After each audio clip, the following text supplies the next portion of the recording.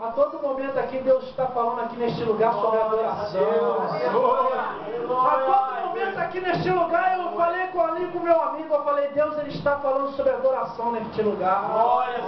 Mas não existe adoração de boca fechada. Não existe adoração com cara de delegado do Bruno. Não existe. Adoração é para aquele que entra na igreja, independente de Deus estar fazendo ou não, ele já começa a adorar. Ele já começa a exaltar. Ele já começa a magnificar, porque ele sabe que desde a antiguidade jamais existiu um Deus que trabalha em prol dos que nele estão. Glória a Deus! Aleluia!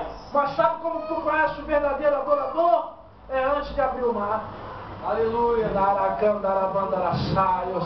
quando Deus fala, eu vou abrir o mar. E tu olha para o mar, você vê só onda de 5 metros estourando.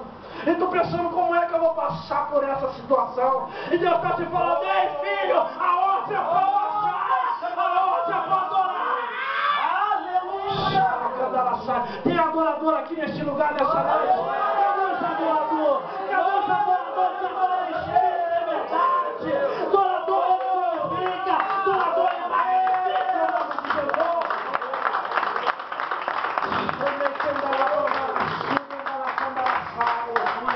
Porque eu nunca vi, irmãos, oh Deus para gostar do pequeno, oh Deus para usar os pequenos, oh Deus para pegar aqueles que estão desprezados, aqueles que a sociedade já subtraiu do seu convívio. Ele pega e fala, eu vou exaltar, eu vou abençoar, eu vou fazer dele um pregador, eu vou fazer dela.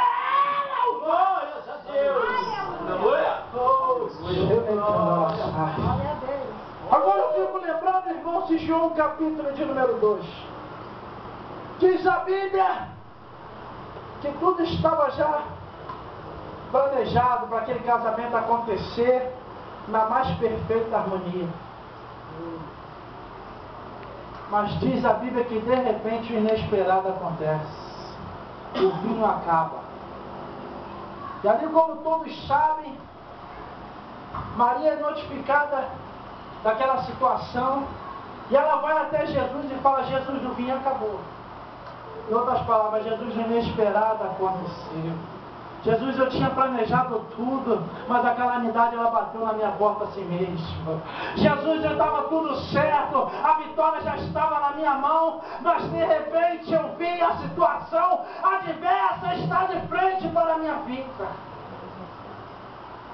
E eu creio, irmãos, a Bíblia não diz, mas conjecturando aqui, usando a hermenêutica, eu fico pensando que naquele momento deve ter pairado um silêncio naquele casamento. Creio eu que quando as pessoas receberam aquela notícia, elas deviam pensar, agora eu quero ver o que Jesus vai fazer. Eu fico imaginando que existia uma curiosidade no meio daquele casamento, sabe por quê, pastor? Eles queriam saber, agora eu quero ver como é que Jesus vai resolver essa situação. Eita Jesus. Tem muita gente lá dentro da tua família que está olhando o que tu está passando, está falando, agora eu quero ver como é que ela vai sair. Aleluia.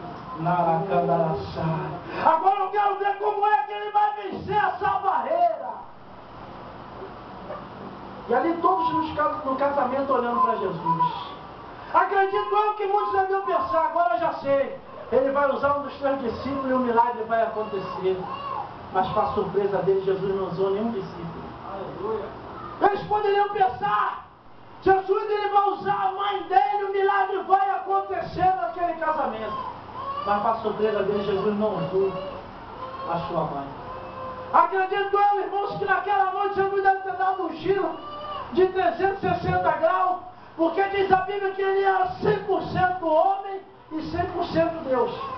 Ele, como homem, o seu coração ansiava em ver aquela situação solucionada. E creio que ele deve ter dado um giro de 360 graus, pensando assim, agora como é que eu vou resolver esse problema? E muitos ali pensando que ele ia usar os grandes, pensando que ele ia usar os reis, os sacerdotes que estavam naquele casamento. Mas para a surpresa de muitos, diz a Bíblia que estava ali algumas talhas no campo. E as talhas nada mais eram do que vasos de grande dimensão. Só que o interessante é que, segundo a tradição, os vasos eles só tinham utilidade quando ele estava cheio. E quando Jesus ele vai dando aquele giro que ele avista aqueles vasos, quando ele olha os vasos, eu acredito que ele chegou à seguinte conclusão: o que